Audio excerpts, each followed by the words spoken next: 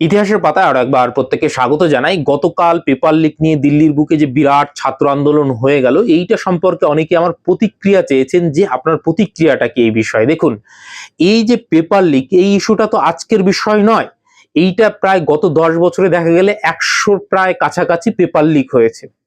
মহারাষ্ট্রের paper leak নিয়ে আমি আপনাদের বলেছিলাম যে টেটের পরীক্ষার আগেই পেপার লিক হয়ে যাচ্ছে। তো এটা কিন্তু একটা ঘটনা নয়, পর পর পর পর ঘটে যাচ্ছে। আর এটা কি সরকার জানে না? সমস্ত কিছু জানে, সমস্ত বিষয় সম্পর্কে অবগত, তারপরেও 100টার উপরে পেপার লিক হয়ে গেল, এর জন্য কোনো রকম কোনো ব্যবস্থা নেওয়া হলো না। আপনাদের একটু মনে প্রশ্ন হয় না? তাহলে এর পেছনে কারণটা কি? অ্যাকচুয়ালি কোন শক্তি কাজ করছে? এবং একটু তলিয়ে যদি ভাবেন, তাহলে কিন্তু এই গোড়ার কথা, মানে এই যে সমস্যার যে মূল গোড়া, সেইটা নিয়ে কিন্তু আমি দীর্ঘদিন থেকে বলে আসছি। এইটা সম্পর্কে আমাদের একটা আলাদা পারসেপশন আছে। এমনি ওপরের যে পারসেপশন, তার ভেতরে গিয়ে যদি আপনি ঢোকেন, একদম চুলচেরা বিশ্লেষণ করেন যে এই ঘটনাটা কেন বারবার ঘটছে, এইটা আমরা আজকে আলোচনা করব। তার আগে আমি বলি যে গতকাল যেটা হয়েছে সেইটা সত্যি খুবই নিন্দাযোগ্য। কারণ স্টুডেন্টদের ওপর যেভাবে দিল্লি পুলিশ লাঠিচার্জ করেছে, এটা কিন্তু করা যায় না। যখনই কোনো শান্তিপূর্ণ আন্দোলন হয়, খুব বেশি হলে তার একটা ডেকোরাম আছে, এবং লাঠিচার্জ যদি করতেই হয় তার কিন্তু নির্দিষ্ট প্রসিডিওর আছে যে কোথায় মারতে পারে। যেমন হাঁটুর নিচে, পায়ে, কিন্তু দেখা গেল মাথায়, শিরদাঁড়ায়, ঘাড়ে, এই যে যেই জায়গায় মারা হচ্ছে, এইটা কিন্তু প্রফেশনাল একটা পুলিশের কাজ নয়, একদম আনপ্রফেশনাল কাজ, এবং এইটা কিন্তু অপরাধযোগ্য একটা কার্য। কিভাবে আপনাদের বলি, আপনারা জানেন যে আমাদের সংবিধানে আমাদের এক মৌলিক অধিকার রয়েছে, এই যে আমাদের যে ফান্ডামেন্টাল রাইটস, আর্টিকেল 12 to 35, এইখানে আপনারা যদি আর্টিকেল নাম্বার 19 বা 19 নম্বর ধারায় যান, সেইখানে কিন্তু আমাদের এই বিষয়ে 19-1 বা 19 ক ধারায় যদি দেখেন, ভারতীয় নাগরিকদের বাক স্বাধীনতা এবং মত প্রকাশের স্বাধীনতা, এটা কিন্তু ফান্ডামেন্টাল রাইট। এইটা কিন্তু সংবিধান দ্বারা স্বীকৃত একটা অধিকার, একজন ভারতবর্ষের নাগরিকের এইটা পূর্ণ অধিকার। এটা কিন্তু কেউ রুখতে পারে না। আমি আমার স্বাধীন মতন কথাবার্তা, চলন বলন এগুলো করতে পারি যতক্ষণ, হ্যাঁ কিছু কিছু ক্ষেত্রে সেটার আছে, আমি তো যাকে তাকে করতে পারি না, কিন্তু আমি স্বাধীনভাবে মত প্রকাশের অধিকার কিন্তু আমাকে সংবিধান 19 নম্বরের ক ধারায় দিয়েছে। 19-এর খ ধারায় নাগরিকদের শান্তিপূর্ণ ও নিরস্ত্রভাবে সমাবেশ হওয়ার অধিকার উল্লেখ রয়েছে। অর্থাৎ একজন নাগরিক কোনো বিষয়ে তার যদি আপত্তি থাকে, সে যদি নিরস্ত্রভাবে প্রতিবাদ করতে চায়, রাষ্ট্র তাকে প্রতিবাদ করতে দিতে বাধ্য।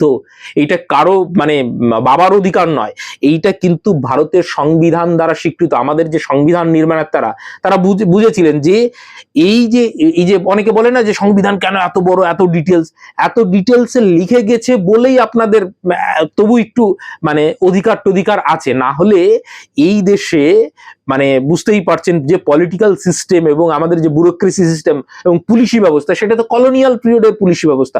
কলোনিয়াল পিরিয়ডে পুলিশি ব্যবস্থা কেন তৈরি করা হয়েছিল? রাষ্ট্র ব্যবস্থাকে সুরক্ষা দেওয়ার জন্য, জনগণকে সুরক্ষা দেওয়ার জন্য না, সেটাকে আমরা অ্যাডপ্ট করেছি। তাহলে এইখানে এই যে খ নম্বর ধারায়, ওইখানে যদি কেউ শান্তিপূর্ণভাবে আন্দোলন করতে চায়, তাহলে কিন্তু আন্দোলন করতে দিতে হবে। এবার আরেকটা ইন্টারেস্টিং পয়েন্ট আপনাদের জানাই, পার্লামেন্টের আশেপাশে কিন্তু দেখবেন পার্লামেন্ট, প্রধানমন্ত্রী, মন্ত্রিসভা, ক্যাবিনেট সবাই থাকে।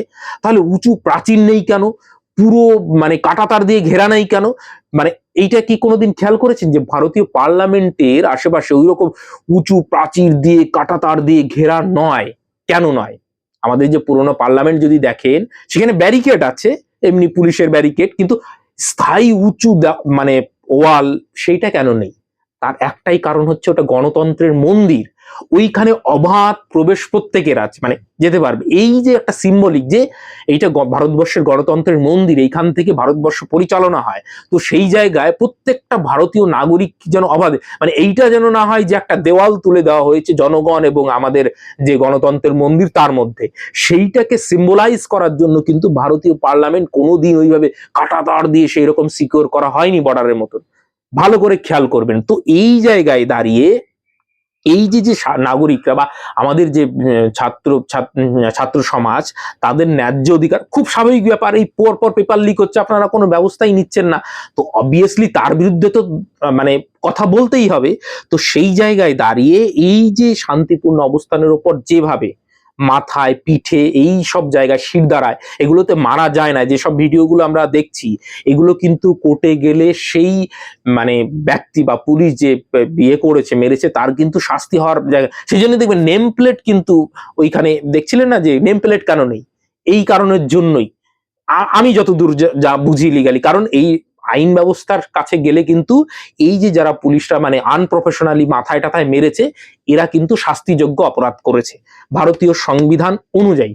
এগুলো কিন্তু কেউ কোনো পলিটিক্যাল পার্টি আমাকে দেয়নি। প্রথম কথা বোঝাতে পারলাম তো? তাহলে এই যে গতকাল যেটা হয়েছে, সেটা কিন্তু একদম আনপ্রফেশনালি বিষয়টাকে হ্যান্ডেল করা হয়েছে, এবং গণতন্ত্র বিরোধী থাকবে, বিরোধী কণ্ঠস্বর থাকবে, তাদের সঙ্গে সরকারের ডায়লগ থাকবে, এবং যদি কোনো ইস্যু হয় সেটা রিজলভ করা হবে ডায়লগের মাধ্যমে। এটাই তো গণতন্ত্রের বিউটি। সেইখানে এতদিন ধরে প্রোটেস্ট চললো, কোনো সরকারি হাই লেভেলের কমিটি একটা গঠন করে দিলেই সেটা আলোচনার মাধ্যমে নিশ্চয়ই এটা সমাধান করা যেত, কিন্তু সেইটা প্রথম দিক থেকে প্রচেষ্টার আমরা অভাব দেখেছি। এইটা গেল আপনাদের প্রথম বিষয়। কিন্তু এই যে পেপার লিক, এর গোড়াতে যদি আমরা ঢুকি, তাহলে দেখবেন যে মূল সমস্যাটা কোথায়। এটা কি মানে মানে তলিয়ে যদি আমরা দেখি, আমি খুব ভালো করে আপনাদের একটু বুঝিয়ে বলি উদাহরণ দিয়ে, তাহলে আপনারা বুঝতে পারবেন। দেখুন, এই যে বললাম যে এইগুলো বিষয় নিয়ে, এই গোড়ার সমস্যাগুলো নিয়ে আমি আগেই বলেছি। অনেক দিন আগে আমার সচেতন নাগরিক সমাজ নিয়ে একটা চ্যানেল ছিল, সেইখানে আমি এই যে পলিটিক্যাল যে সমস্ত দুর্নীতি, সেগুলো নিয়ে কথা বলতাম, এবং এগুলো ফ্যাক্ট এবং ডেটার বেসিসে কথা বলতাম। এমনি আমি ফালতু বললে কিন্তু আমাকে ছাড়বে না।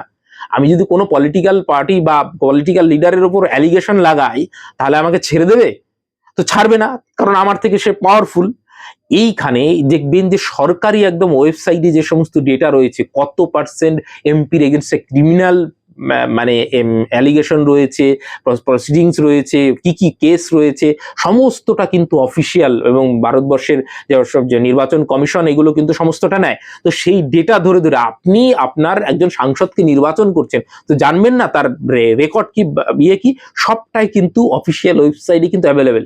তার বেসিসে কিন্তু আমি এই সব ইয়েগুলো বানাতাম, কিন্তু সেটাকে টেক ডাউন করে দেওয়া হয়েছে। আমি সেটা চালাতে পারি। পরবর্তীকালে এই মানে বছর খানিকও হবে না, আমি একটা শাখের করাত বলেই এই ইস্যুগুলো আবার বলবো বলেই, মানে স্টুডেন্টদের যে সমস্ত অধিকার সেগুলো নিয়ে বলবো বলে, শাখের করাত নামে একটা ইয়ে, যারা আমার সঙ্গে যুক্ত আছেন একটু পুরনো, তারা জানেন যে শাখের করাতের বিষয়ে আমি অনেক সময় আপনাদের গ্রুপে দিয়েছি, যারা গ্রুপের সঙ্গে যুক্ত।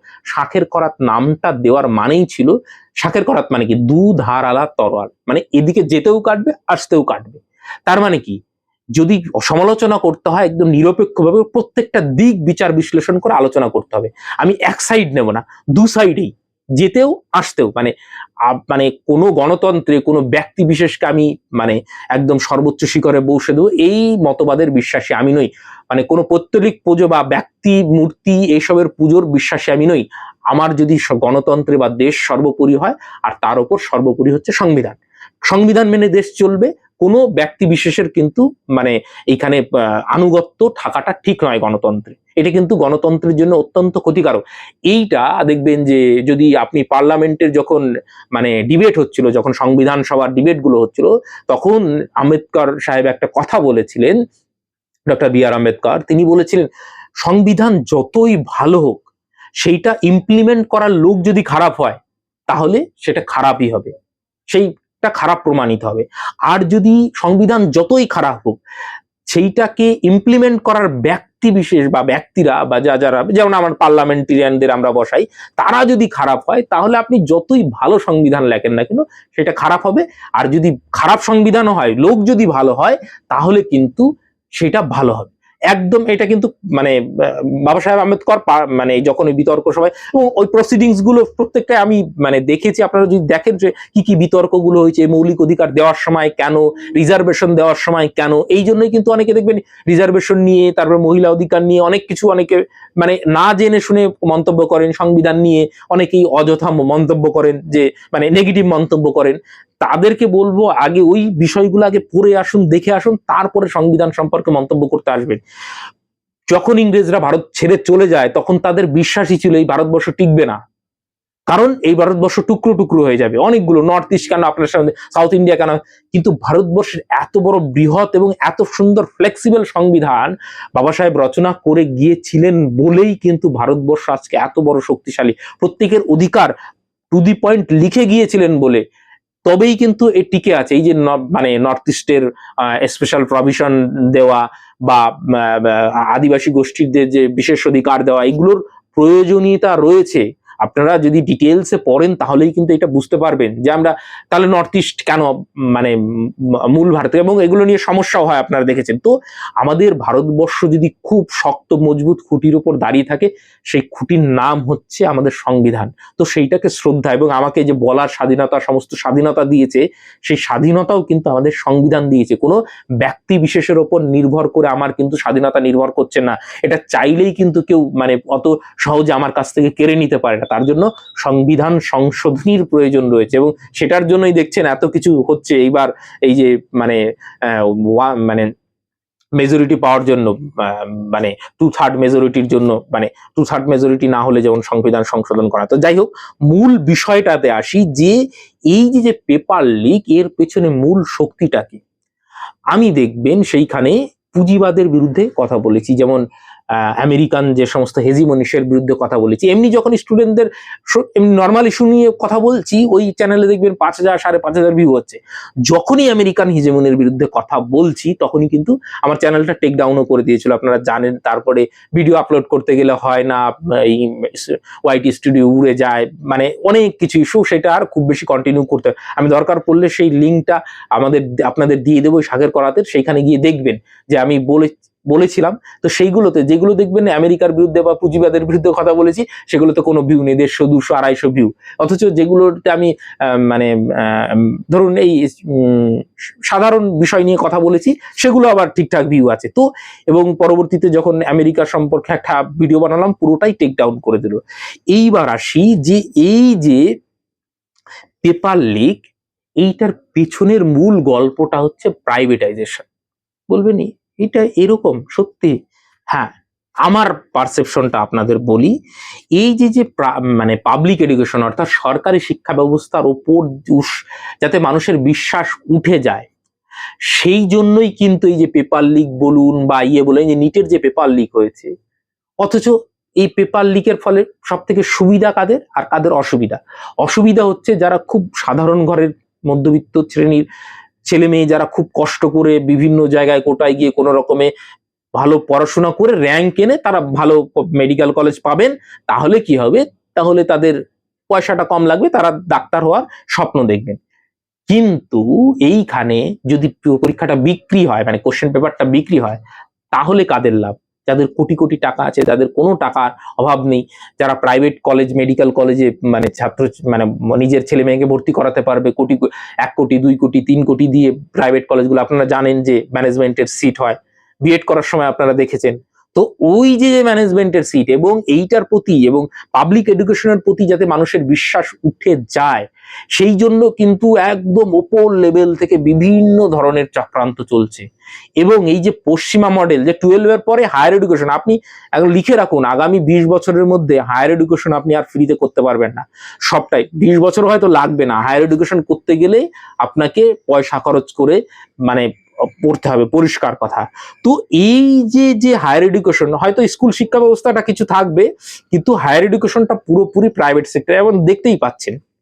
এবার আপনাদের জীবদ্দশাই দেখুন, এই 10 বছরের মধ্যে আপনারা যদি দেখেন আশেপাশে প্রাইভেট স্কুল কি হারে বেড়েছে, তার মূল কারণ কি? পাবলিক এডুকেশনের উপর থেকে মানুষের বিশ্বাস। এই যে শিক্ষক দুর্নীতি, সেগুলোও তো এক প্রকার মানে ওই পরীক্ষার দুর্নীতি। তো এইটার ফলে মানুষের যে পাবলিক এডুকেশনের প্রতি বিশ্বাস উঠে গেছে, তার ফলে কি প্রাইভেট এডুকেশনের দিকে মানুষ ঝুঁকছে বেশি, যে ওইখানে গেলে আমি ভালো পরিষেবা পাবো। অথচ দেখুন এই যে এনটিএ দ্বারা তো আমরাও প্রতারিত। শুধুমাত্র যে নিটের পেপার লিক হয়েছে তাও তো নয়, নেটের পেপারও লিক হয়েছে, আমরা যে ইউজিসি নেট দিয়ে যে মানে আসি।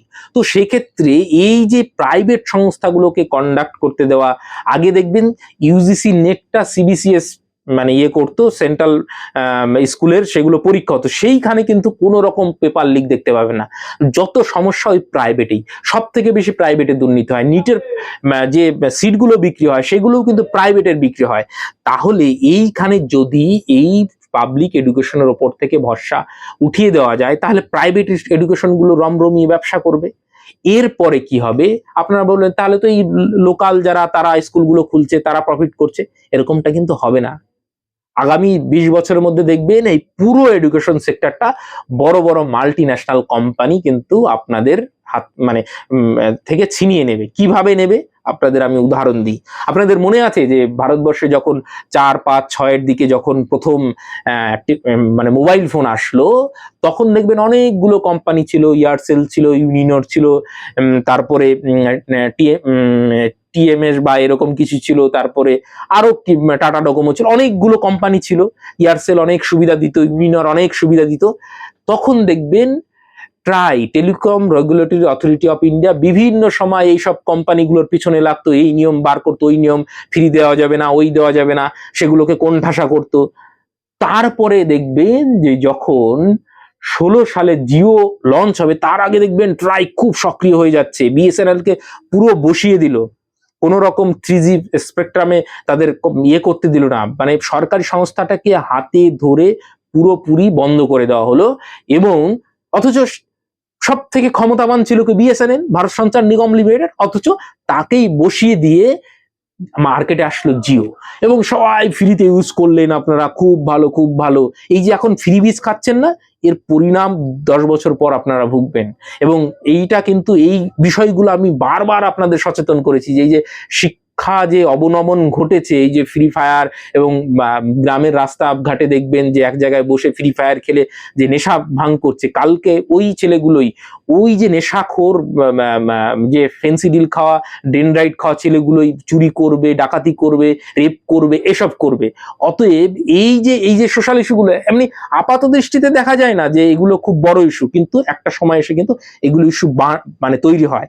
এই যে জিও কোম্পানি, এইটা কিন্তু পুরো ইন্ডাস্ট্রিটাকে খেয়ে নিল। আপনারা সবাই জিওতে গেলেন, আমারও ক্ষমতা ছিল, আমিও ফ্রিতে ইউজ করতে পারতাম, কিন্তু আমি জানি মনোপলিতে আমি কোনোদিন বিশ্বাস করি না, সেই জন্য আজ অব্দি আমি জিওতে যাইনি। আমার প্রথমে এয়ারসেল ছিল, এখন আমি ভোডাফোন ইউজ করি। এবার ভোডাফোন কেন ইউজ করি, আমি বাইরে যাই, অনেক সময় নেটওয়ার্কের প্রবলেম হয়, তারপরেও আমি ভোডাফোন ইউজ করি, কোনোদিন ছাড়িনি। কেন ছাড়িনি জানেন? এই মনোপলিতে আমি বিশ্বাস করি না বলে এখনো আমি ভোডাফোনটা রেখেছি।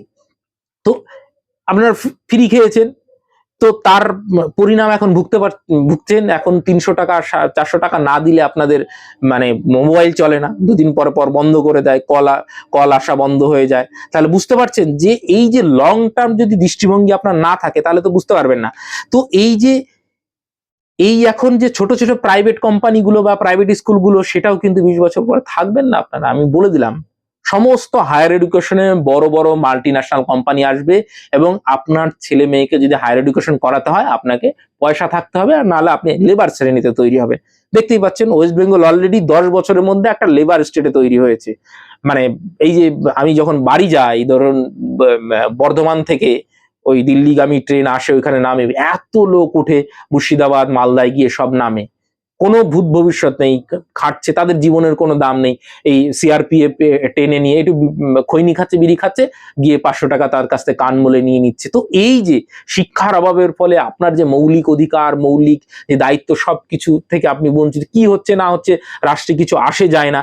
এই যে একটা ক্লাস অফ মানে সিটিজেন আপনারা তৈরি করলেন, এদেরকে আপনি 500 টাকা, গ্রামের দিকে পঞ্চায়েত ভোটে আপনারা দেখেন যে 500 টাকা 1000 টাকায় মাংস ভাত মদ দিয়ে ভোট বিক্রি হয়ে যাচ্ছে। তো সে দেশে আবার গণতন্ত্র কিসের?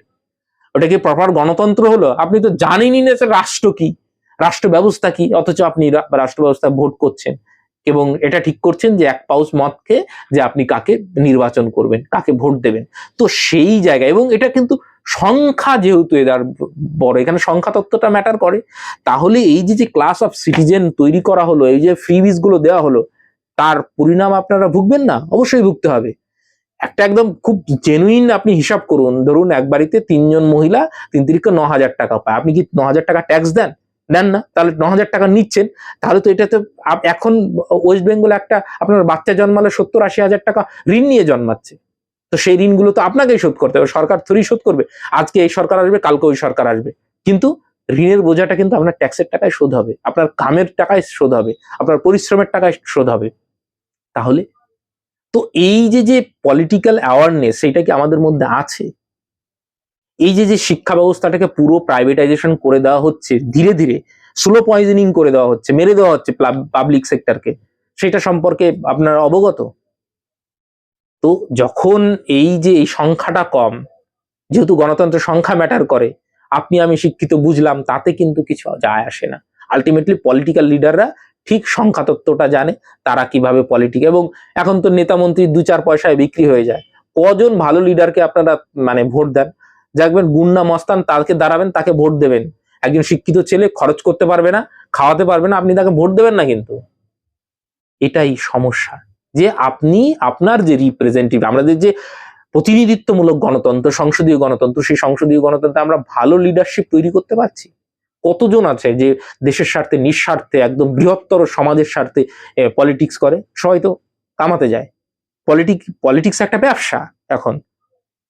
তো এই জায়গা থেকে আপনারা এর দায়িত্ব আলটিমেটলি বর্তায়। দেখুন, মানে শিক্ষিত সমাজের উপর আপনাদেরকে পলিটিক্সে আসতে হবে এই সমস্যার সমাধান করতে হলে। না হলে আপনি আন্দোলন করতে থাকবেন, আপনার মাথা ফাটাবে, আপনাকে মারবে, কিন্তু আলটিমেটলি আপনার হাতে তো ক্ষমতা নেই, আপনি কিছু করতে পারবেন না। তাহলে এই ব্যবস্থা যদি বদলাতে হয়, তাহলে আপনাকে রাজনৈতিক ক্ষমতা অধিকার করতে হবে। তো আলটিমেটলি সেইটা কি পারা সম্ভব? একটা ভালো লোক দাঁড়ালে আপনি মশাই নিজেই ভোট দেবেন না, এবং মানে কি বলবো, তারপরে তো ডানা ছাটার ব্যাপার আছেই, যারা উপরে বসে আছে তারা কি আপনাকে ছেড়ে দেবে? আপনাকে কোনো না কোনো ভাবে ফাঁসিয়ে বসিয়েই দেবে।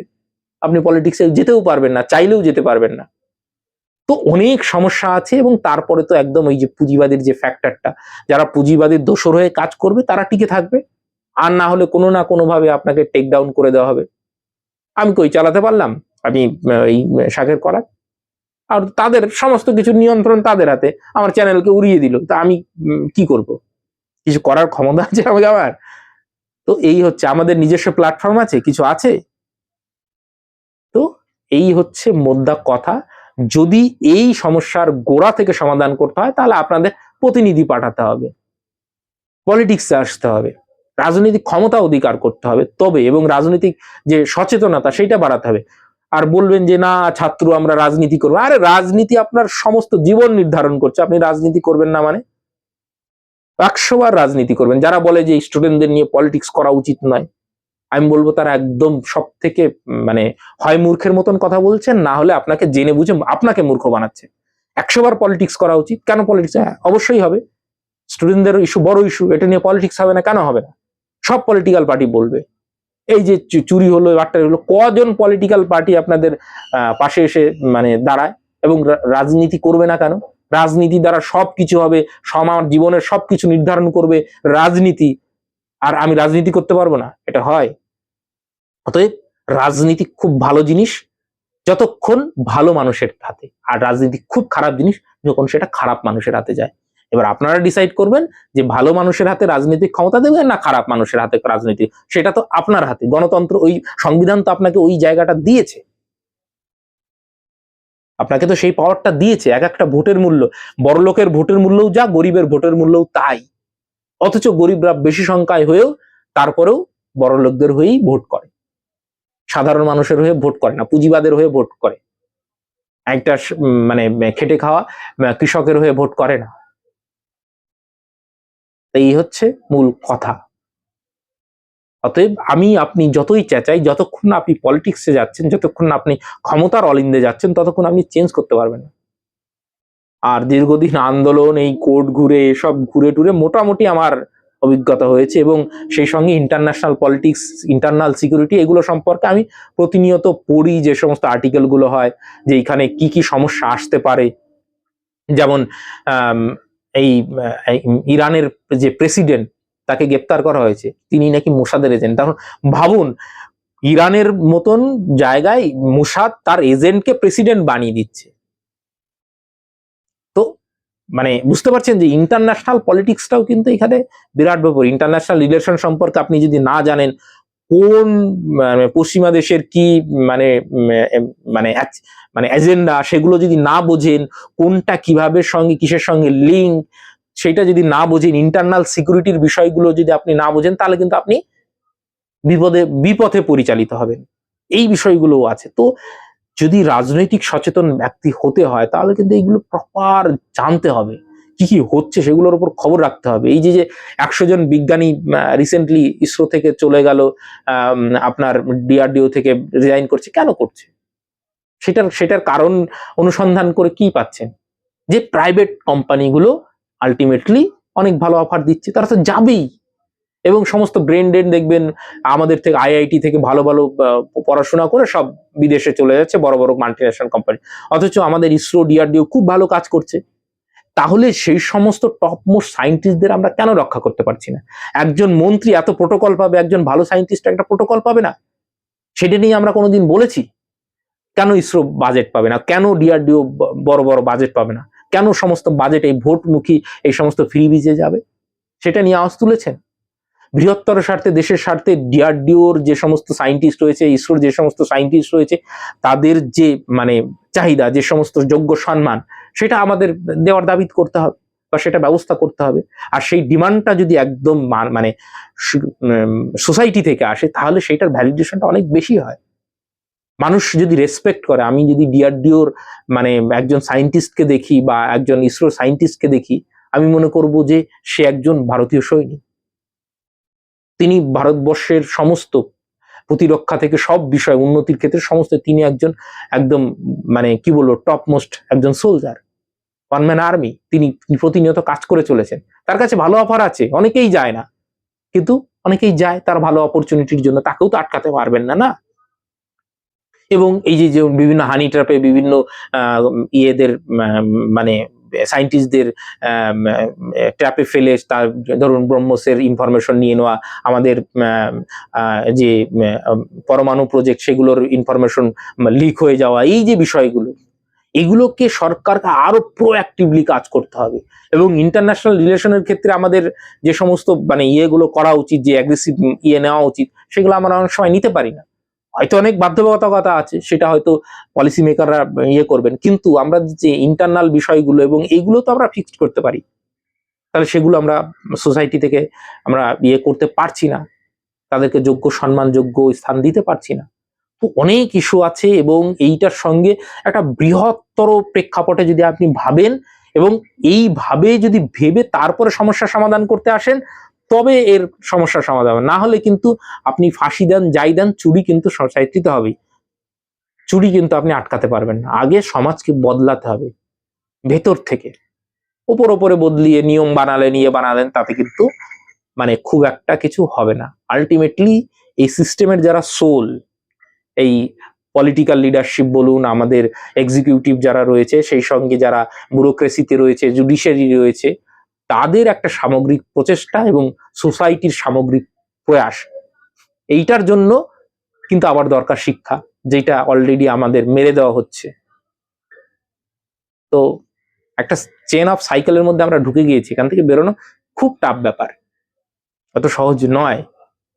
তো দেখা যাক, যদি কোনো ভালো লিডারশিপ আমাদের মানে আসে, যেটা এই সমগ্র বিষয়টা একদম একটা বৃহত্তর প্রেক্ষাপটে দেখে একটা মানে কি কংক্রিট যে সমস্ত মানে নীতি নেওয়া উচিত, সেগুলো যদি নেয়, প্রত্যেক সরকারই তার মতন করে চেষ্টা করে, এবং তার পলিটিক্যাল কিছু বাধ্যবাধকতা থাকে, ভোট ব্যাংকের বিষয় থাকে।